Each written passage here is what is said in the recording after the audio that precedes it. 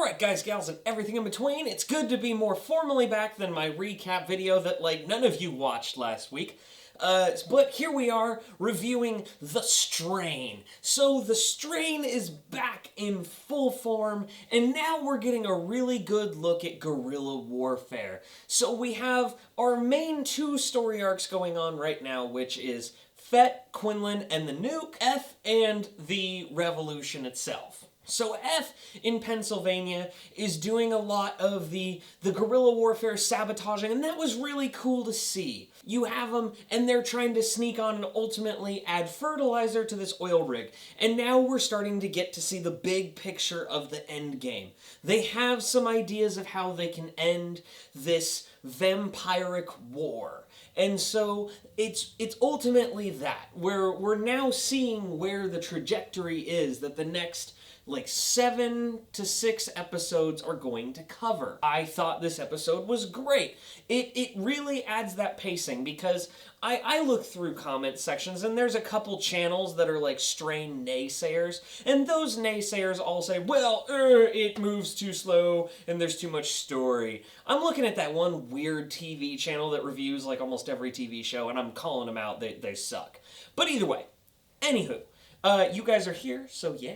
This, you got some story development with Dutch last week, but now we're really seeing a lot of that being put in motion, which is really an improvement on the pacing.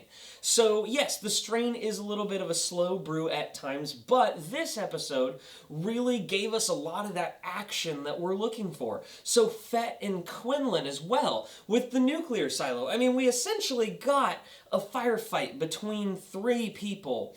And yeah, that doesn't sound huge, but how many people do you really need in a firefight to be intense? I mean, Quinlan is shot, and that was a shocking moment.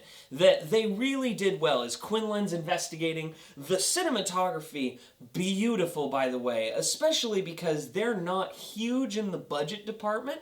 So it's great to see that beautiful imagery with the snow and just how it's naturally diffused. I love it. It actually is a lot how I direct. If you watch any of my short films that I've done, it's very similar to that. So, no, I did not direct any episodes of The Strain. I applied, though.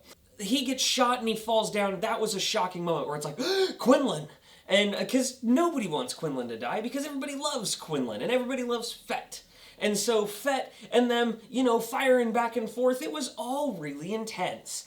And I really liked seeing that, because we're getting these big moments, but in an intimate setting.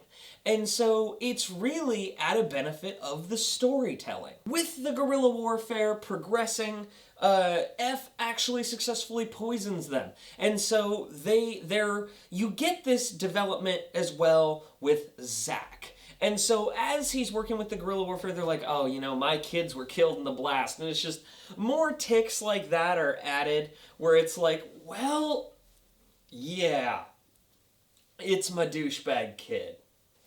And I really love that. It's really adding some definition, and it's gonna come back to bite him. He hasn't told them, so it's really gonna come back to hurt him in the end. And that's one of those delayed character development moments I absolutely love in shows like these.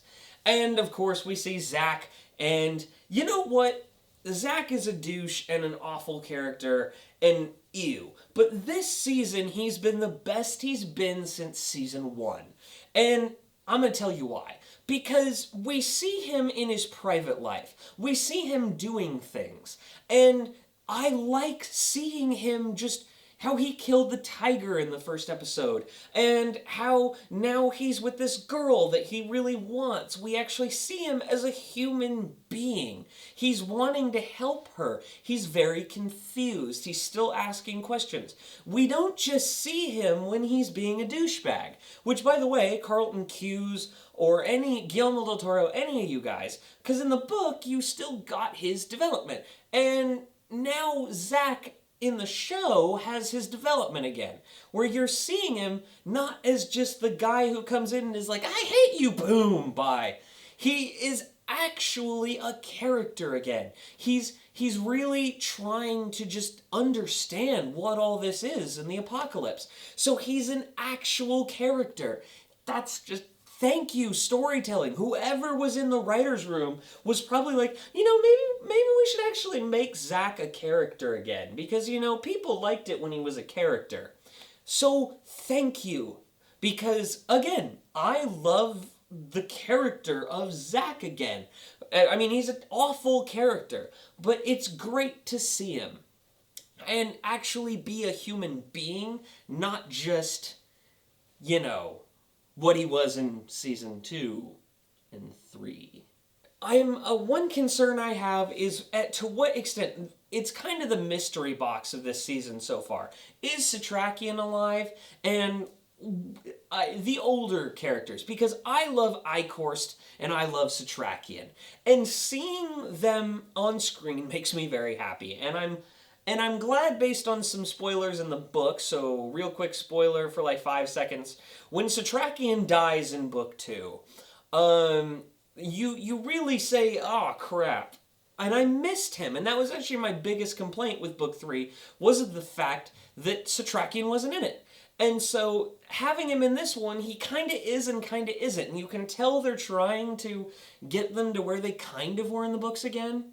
So, it just, I don't know. It's a difficult place, but it's like, are they alive, are they not? And Eichhorst has barely shown up. But they establish when the Master is saying, whoa, you know, all our people died in Pennsylvania, basically. And Eichhorst is like, oh, this must be Satrakian. It's like, oh, so you acknowledge that Satrakian is back. Thank you.